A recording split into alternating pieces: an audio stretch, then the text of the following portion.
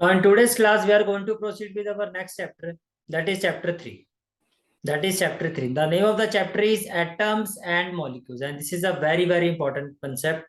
Chemistry के point of view, chapter 3 और chapter 4 बहुत ही ज्यादा important है, not from just class 9 point of view, but also from class 10 point of view. ठीक है. तो सबसे पहले हमें ये समझना है इस चैप्टर में कि एटम्स क्या होता है. एटम्स का मतलब अगर मैं एक वन लाइन में आपको एक्सप्लेन करूं तो एटम्स में स्मॉलेस्ट इनडिविजिबल पार्टिकल्स, एक ऐसा पार्टिकल जिसको हम फर्दर डिवाइड नहीं कर सकते हैं, दैट इज एटम. कोई भी चीज जो हम अपने चारों तरफ देखते हैं, इवन मैं खुद, आप, हम सभी क्या है, मैटर है. और मैटर किस चीज से बनता है? पार्टिकल से. और वो पार्टिकल्स क्या होते हैं? पार्टिकल्स एटम्स होते हैं. यानी कि मैटर जिन चीजों से बना हुआ है वो क्या है? हमें मैटर तो दिखाई देता है लेकिन उसके अंदर के पार्टिकल्स हमें नहीं दिखाई देते हैं. लेकिन किसी भी चीज, जो भी कोई चीज होती है, वो छोटे छोटे पार्टिकल से बनी होती है. छोटे छोटे मतलब इतने छोटे, we can't see that even with a naked eye. अब कैसे शुरुआत हुई थी, कहाँ से, कैसे पता चला कि एटम्स क्या है, एटम्स के बारे में कहाँ से शुरुआत हुई थी, किसने बताया, वो सब हम इस चैप्टर में देखेंगे. तो पहले हम इंट्रोडक्शन स्टार्ट करते हैं. ठीक है, बहुत ही इंटरेस्टिंग चैप्टर है. देखो, ancient Indian and Greek philosopher. Philosopher का मतलब होता है कि जो एक ऐसा इंसान जो सेट ऑफ बिलीफ लेके आता है, जो एक आइडियाज लेके आता है, उसको फिलोसोफर कहते हैं. तो कहते हैं ग्रीक फिलोसोफर और एंशियंट इंडियन और Greek philosophers have always wondered about the unknown and unseen form of matter. कि भाई ये लोग ये सोचते थे, इन लोगों ने ये सोचा कि भाई हमें मैटर तो दिखाई दे रहा है, लेकिन मैटर के अंदर की जो चीज है वो तो हमें दिखाई नहीं दे रही. वो चीजें क्या है? The idea of divisibility of matter was considered long back in India. यानी कि शुरुआत जो हुई थी वो इसकी इंडिया से ही हुई थी. Around 500 BC. 500 बीसी का मतलब आप ये मान के चलो, जैसे अभी 2022 है तो 2522 ईयर्स अगो, अप्रोक्सीमेट 2522, 2522 साल पहले, 2522 years before, an Indian philosopher Maharshi Kanad, यहां से शुरुआत हुई थी. Postulated that if we go on dividing matter, इन्होंने क्या बताया था कि अगर हम किसी मैटर को डिवाइड करते रहेंगे करते रहेंगे करते रहेंगे तो एक ऐसी स्टेज आ जाएगी कि वो उसके आगे डिवाइड नहीं हो सकता. और जब वो एक ऐसे स्टेज पर आ जाएगा कि हम उसको फर्दर डिवाइड नहीं कर सकते, तो उसको इन्होंने नाम दिया था परमाणु. परमाणु का इंग्लिश वर्जन होता है, परमाणु को इंग्लिश में हम कहते हैं atom. Dividing matter means Hindi में कहते हैं पदार्थ. We shall get smaller and smaller particles. Ultimately a time will come, एक ऐसा टाइम आ जाएगा when we shall come across the smallest particle beyond which, एक स्मॉलेस्ट पार्टिकल्स हमें मिलेगा beyond which further division will not be possible. भाई जिसको हम फर्दर डिवाइड नहीं कर सकते, जिसको हम फर्दर डिवाइड नहीं कर सकते, तो उसी चीज को क्या कहा गया? He named these particles परमाणु. He named these particles परमाणु. ये क्लियर हो गया? ठीक है. तो ये किसने शुरुआत कहां से हुई थी? महर्षि कन्नड़. महर्षि कन्नड़ ने क्या कहा? महर्षि कन्नड़ ने ये कहा कि भाई अगर हम किसी भी मैटर को लेते हैं, जिसको हिंदी में कहा जाता है पदार्थ, आप किसी भी पदार्थ को ले लो, आप उसको डिवाइड करना शुरू करो. डिवाइड करते करते करते करते कोई भी ऑब्जेक्ट ले लो, एक ऐसी स्टेज आ जाएगी जिसपे आप देखोगे कि उसके आगे हम उसको डिवाइड नहीं कर सकते.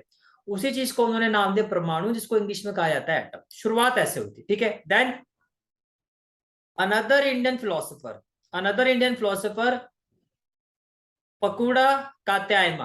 पकुड़ा Katyayana elaborated this doctrine and said that these particles normally exist in a combined form which gives us various forms of matter. उन्होंने ये कहा कि भैया ये जो पार्टिकल्स होते हैं ये एक दूसरे से जुड़े हुए होते हैं, जिसकी वजह से हमें पूरा मैटर दिखाई देता है. जो पूरा मैटर होता है जिन पार्टिकल से मिलकर बना होता है या जिन एटम से मिलकर बना होता है, वो एक दूसरे से जुड़े हुए होते हैं. ठीक है. Normally exist, you can see that normally exist in a combined form which gives us various forms of matter. यहाँ तक सारी बात समझ में आ गई. तो अभी तक हमने क्या समझा कि एंशियंट इंडियन और ग्रीक फिलोसोफर ने देखा कि भैया मैटर तो हमें दिखाई दे रहा है, मैटर के अंदर जो है वो क्या है, उसकी हिस्ट्री क्या है, वो कैसे चीजें बनी हुई है, उनके अंदर क्या क्या होता है. वहीं से शुरुआत हुई थी, वहीं से एटम्स की रिसर्च होना शुरू हो गई थी. सबसे पहले इस चीज के बारे में बताया था महर्षि कनद ने. उन्होंने कहा कि भाई कोई भी आप मैटर ले लो, उसको आप डिवाइड करना शुरू करो, एक ऐसी स्टेज आ जाएगी कि फर्दर आप उसको आगे डिवाइड नहीं कर सकते. जब वो ऐसी स्टेज पर आ जाएगा, उसी चीज को उन्होंने नाम दिया परमाणु. परमाणु को इंग्लिश में कहा गया एटम. फिर बात आती है, जो हमारे जो दूसरे फिलोसोफर थे, इंडियन फिलोसोफर, पकुड़ा कात्यायन ने क्या कहा कि भैया जो मैटर जिन पार्टिकल से बना होता है, जिनको हम एटम्स कहते हैं, वो कंबाइन फॉर्म में होता है। इसी तरह से हमें मैटर्स पूरा इस तरह से कंबाइन, मतलब पूरा एक ऑब्जेक्ट दिखाई देता है। यहाँ तक क्लियर होगी सारी चीजें? ठीक है, चलो जी आगे चलते हैं। देन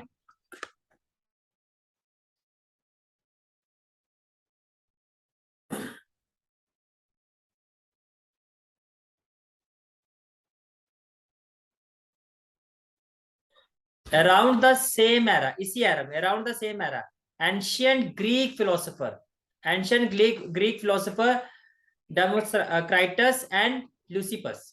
अब किसकी बात हो रही है? एंशियंट ग्रीक फिलोसोफर की बात हो रही है, जिनका क्या नाम था? डेमोक्राइटस एंड ल्यूसिपस। सजेस्टेड दैट, इन्होंने क्या सजेस्ट किया? इन्होंने ये कहा, if we go on dividing, if we go on dividing matter, if we go on dividing matter, a stage will come when particles obtained cannot be divided further। एक ऐसी, वही same चीज जो मैशी कन्नत ने कही थी कि भाई एक ऐसी स्टेज आ जाएगी कि जब आप, एक पार्टिकल ऐसा आ जाएगा आपके हाथ में जिसको आप फर्दर डिवाइड नहीं कर सकते। Democritus called these indivisible particles atoms, उन्होंने इसी को क्या नाम दिया? Atom. Right, meaning indivisible. Atoms का मतलब क्या है? इनडिविजिबल। तो सेम वो महर्षि कर्णिक ने जो बात बोली थी। All this was based on philosophical consideration and not much experimental work to validate these ideas. भाई उस टाइम पे जो होता है, इस पे कोई रिसर्च नहीं हुआ था, एक्सपेरिमेंट नहीं हुआ था, एक अपने अपने एक आइडिया और एक बिलीफ था जो आके रखा गया। यहां तक क्लियर हो गया? ठीक है। अब ये सभी चीजों पे एक्सपेरिमेंटेशन कब होना शुरू हुआ? By the end of 18th century, यानी कि लगभग 200 साल पहले। You can see that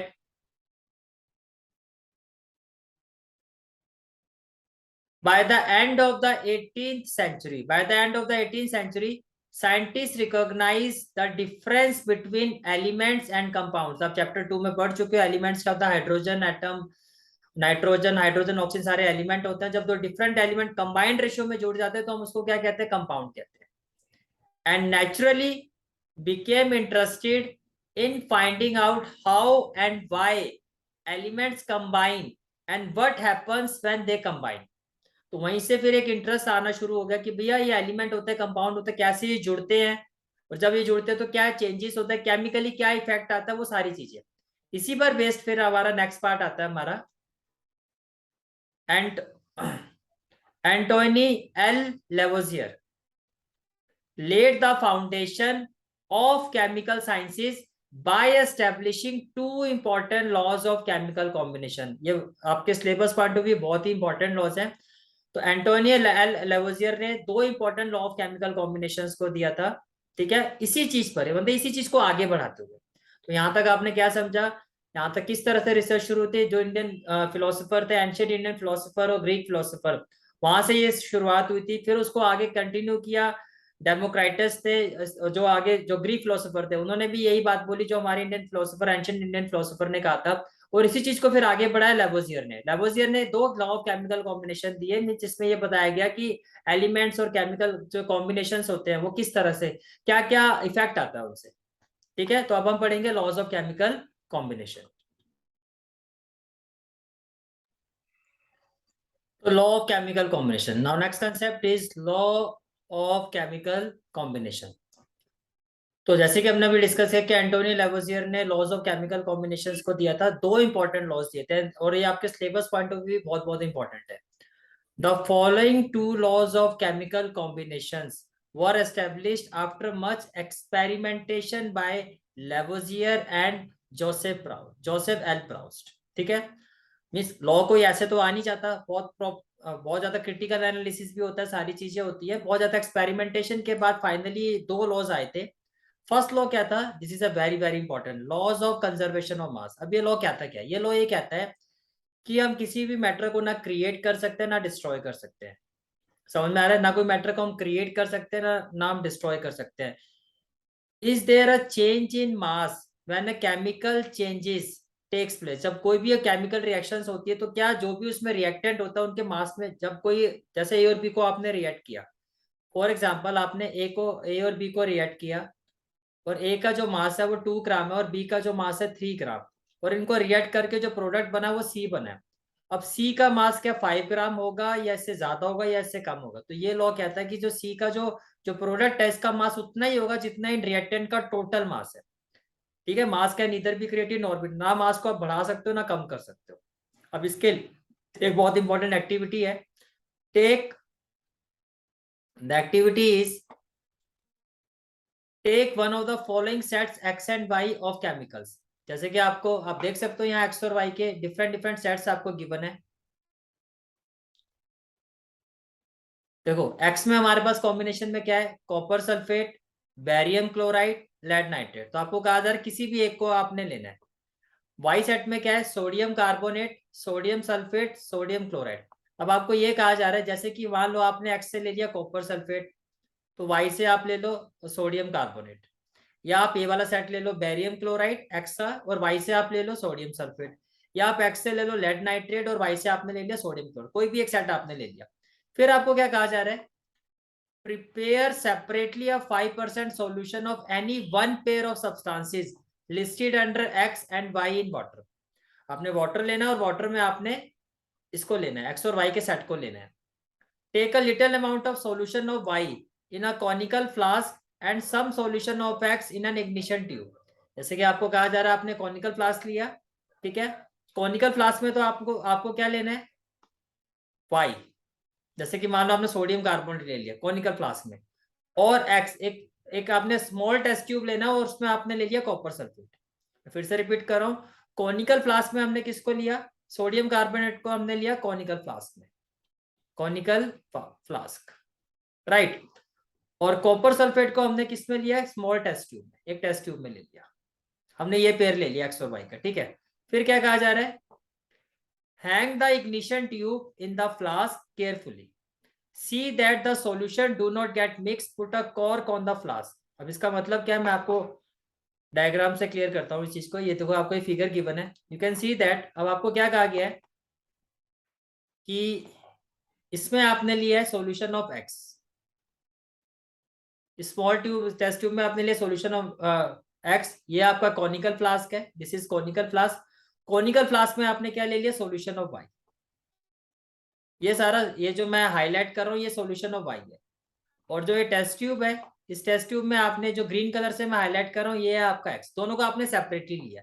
आपने इस टेस्ट ट्यूब को थ्रेड से टाई अप करके इस कॉनिकल फ्लास्क में रख दिया, मिक्स नहीं किया है, मिक्स नहीं किया। आप देख सकते हो जो आपका एक्स सॉल्यूशन है वो इस टेस्ट ट्यूब में है और जो आपका वाई है वो कॉनिकल फ्लास्क में, आपने इसको मिक्स नहीं किया। यहाँ तक सारी बात समझ में आ गई, ठीक है। फिर क्या कहा जा रहा है आपको आगे,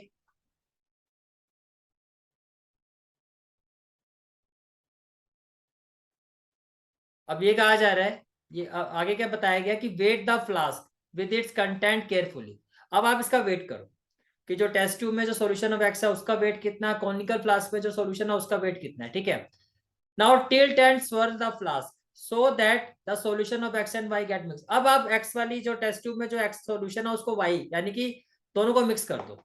अब दोबारा इसका वेट करो, अगेन इसका वेट करो। What happens in the reaction flask, आप ये देखोगे कि जो वेट है वो अभी भी सेम ही है, जो पहले था सेपरेटली, अब मिक्स करने के बाद भी वो सेम ही रहेगा। Do you think that a chemical reaction has taken place, yes chemical reaction तो होगा, दोनों आपस में मिक्स करके, तो there will be a chemical reaction. Why should we put a cork on the mouth of the flask, जो हमने cork लगाया था ये क्यों लगाया गया, अब आपसे ये पूछा जा रहा है। कॉर्क, ये देखो ये जो कॉर्क लगाया हमने, this is the cork, this is the cork, this is the cork. ये कॉर्क इसलिए लगाया जाता है ताकि ये जो हमारा जो रिएक्टेंट है ये एटमॉस्फेयर के साथ, एटमॉस्फेयर में जो एयर है उसके साथ रिएक्ट ना करे। एटमॉस्फेयर में डिफरेंट डिफरेंट गैसेज होती है, किसी बाहर की वो चीजों के साथ रिएक्शन ना हो जाए, क्योंकि रिएक्शन हो जाएगा तो सारा का सारा जो कॉम्बिनेशन है वो चेंज हो जाएगा। तो बाहर किसी भी चीज, जो भी बाहर गैसेज है जो भी एटमॉस्फेयर में, उसका रिएक्शन ना हो, इसलिए हम यहाँ पे ये कैप लगा देते हैं, इसको हमने कॉर्क का इसलिए लगाया गया है, ठीक है। चलिए जी आगे चलते हैं। And then the next point is, does the mass of the flask and its content change, कुछ भी चेंज नहीं होगा, जो मास पहले था अभी भी वही रहेगा। और यहीं से हमें ये लॉ मिला, law law of conservation of mass states that, this is a very very important concept. क्या स्टेट करता है? मास कैन नीदर बी क्रिएटेड, ना मास को क्रिएट कर सकते हो नो डिस्ट्रॉय, ना मास को कम कर सकते हैं ना बढ़ा सकते हैं इन अ केमिकल रिएक्शन में। किसी भी केमिकल रिएक्शन में ना मास बढ़ता है ना कम होता है, जितना है उतना ही रहेगा। ये फर्स्ट लॉ था and this is very very important. ठीक है, this is very very important. Let's move to the next law. Next law is law of constant proportion.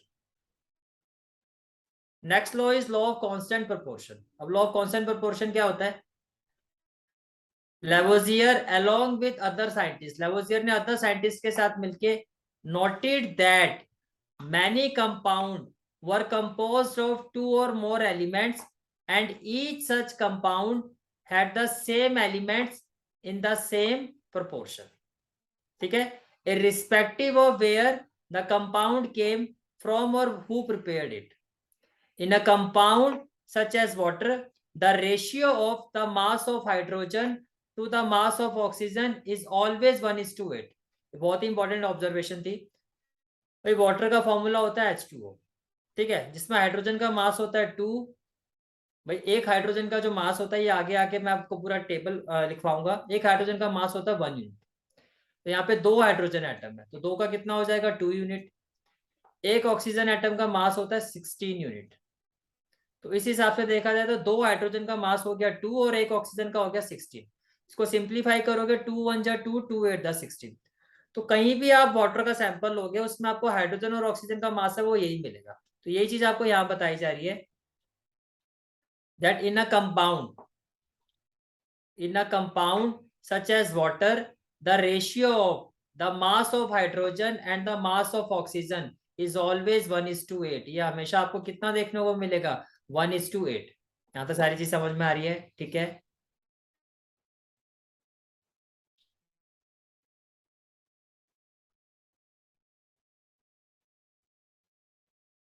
Okay. उसके बाद क्या कहा गया है? What ever the source of water, चाहे कोई भी वाटर का सोर्स ले लो आप, आपको हाइड्रोजन और ऑक्सीजन का जो मास है वो आपको यही देखने को मिलेगा 1:8। Thus, if 9 gram of water is decomposed, 1 gram of hydrogen and 8 gram of oxygen are always obtained. अगर टोटल मास वाटर का 9 ग्राम है तो इसका मतलब क्या है कि जिसमें 1 ग्राम होगा हाइड्रोजन का और 8 ग्राम ऑक्सीजन का होगा। सिमिलरली इन अमोनिया, अमोनिया का जो फॉर्मूला होता है वो NH3 होता है। अमोनिया का फॉर्मूला क्या होता है? NH3। ठीक है, similarly in ammonia nitrogen and hydrogen are always present in the ratio 14:3। भाई नाइट्रोजन का जो मास होता है, एटॉमिक मास होता है वो होता है 14। और मैंने आपको अभी बताया एक हाइड्रोजन का एटॉमिक मास 1 होता है। तो यहाँ पर 3 हाइड्रोजन है तो 3 का मतलब क्या हो गया? 3, 3 × 1 3। तो अमोनिया में आप देखोगे कोई भी सैंपल है, कहीं से भी आप अमोनिया का सैंपल होगा उसमें नाइट्रोजन और ऑक्सीजन का जो मास होगा वो 14:3 होगा by mass, whatever the method or the source from which it is obtained. ये क्लियर हो गया? ठीक है, then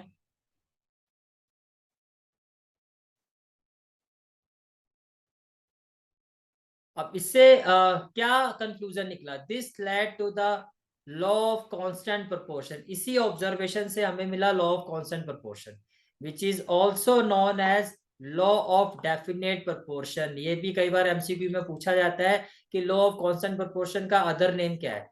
other name is law of definite proportion. Other name is law of definite proportion. This law, अब ये law क्या state करता है? This law was stated by प्राउस। किसने स्टेट किया था? एल प्राउस ने। क्या स्टेट किया था? इन अ केमिकल सब्सटेंस, आप कोई भी केमिकल सब्सटेंस ले लो, the elements are always present in definite proportion by mass.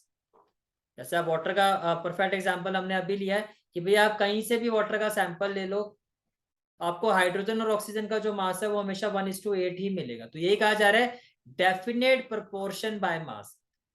Clear हो गया यहां तक? ठीक है, then the next problem faced by scientists was to give appropriate explanation of these laws। अब इसके बाद प्रॉब्लम क्या आ रही थी कि ठीक है लॉ तो ये एक्सपेरिमेंटली प्रूवन हो गया, सब कुछ हो गया, ये 2 लॉज भी आ गए, लेकिन इनको प्रॉपरली एक्सप्लेन किस तरह से किया जाए, प्रॉपरली इन लॉज को किस तरह से एक्सप्लेन किया जाए। तो फिर इसके बाद नेक्स्ट जो नाम आता है हमारा, ये भी बहुत इंपॉर्टेंट कंसेप्ट है, British chemist John Dalton. John Dalton ने एटॉमिक थ्योरी दी थी। जॉन डाल्टन ने इसी चीज को आगे एक्सप्लेन करते हुए, आगे बढ़ाते हुए, इसी चीज पर रिसर्च करते हुए आगे एटॉमिक थ्योरी दी थी। John Dalton provided the basic theory about the nature of matter. उन्होंने नेचर ऑफ मैटर के ऊपर एक बेसिक थ्योरी दी थी। डाल्टन ने क्या किया, कहां से उन्होंने इस चीज को आगे बढ़ाया? Dalton picked up the idea of divisibility of matter. Dalton ने ये कहा कि भाई हम किसी भी मैटर को, जैसे कि हम पीछे से देखते हुए आ रहे, शुरुआत ही ऐसे हुई थी एटम्स की कि भाई हम किसी भी मैटर को डिवाइड कर सकते हैं। तो जब डाल्टन ने कहा जब हम किसी भी मैटर को डिवाइड करते हैं, which was till then just a philosophy, जो उस टाइम तक एक फिलोसफी थी, he took the name atoms. उन्होंने भी यहां से जो शुरुआत की, इस फिलोसफी की, जो भी ये बिलीफ था, इसको कैसे कैरी किया आगे? एटम्स, मेन जो सेंट्रल पॉइंट था वो किस पर फोकस रखा है? एटम्स पर, as given by the Greeks and said that smallest particle of matter are atoms. तो डाल्टन ने क्या कहा कि भाई किसी भी मैटर का जो स्मॉलेस्ट पार्टिकल होता है वो एटम होता है। His theory was based on the laws of chemical combination. उनकी थ्योरी किस पर बेस्ड थी? लॉज ऑफ केमिकल कॉम्बिनेशन पर।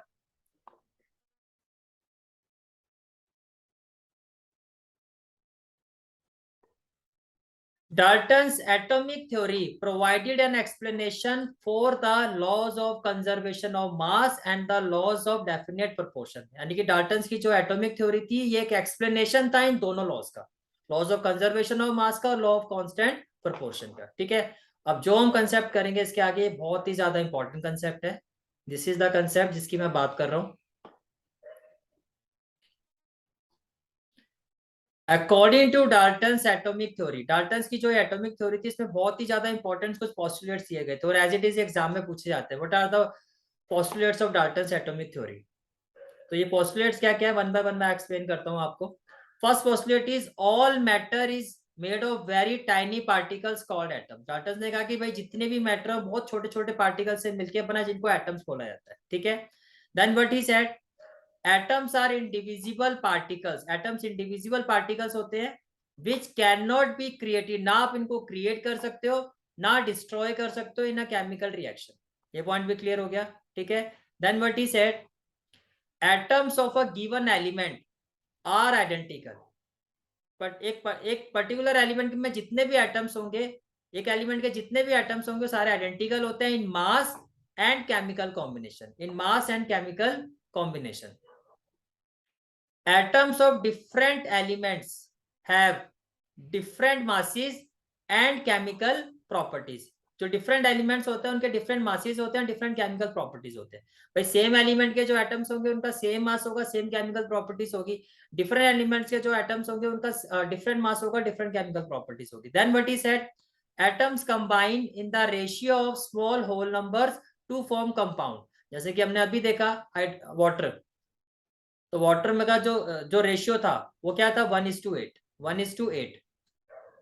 तो ये फिक्स होता है, ये क्या होता है? फिक्स होता है। Then the relative number and kinds of atoms are constant in a given compound. जैसे कि कांस्टेंट का मतलब ये हुआ कि यहाँ पर आप ये कह रहे हो कि 8 ग्राम ऑक्सीजन के साथ 1 ग्राम हाइड्रोजन रिएक्ट करता है और ये फिक्स रहेगा। ठीक है, you will study in the next chapter that all atoms are made up of still smaller particles. या आप आगे यानी कि आगे आप ये पढ़ोगे कि एटम्स को भी आगे फर्दर डिवाइड कर सकते हैं। यहाँ तक क्लियर हो गया? ठीक है, so this is for today's class. From the next class we'll proceed with the next concept. Thank you.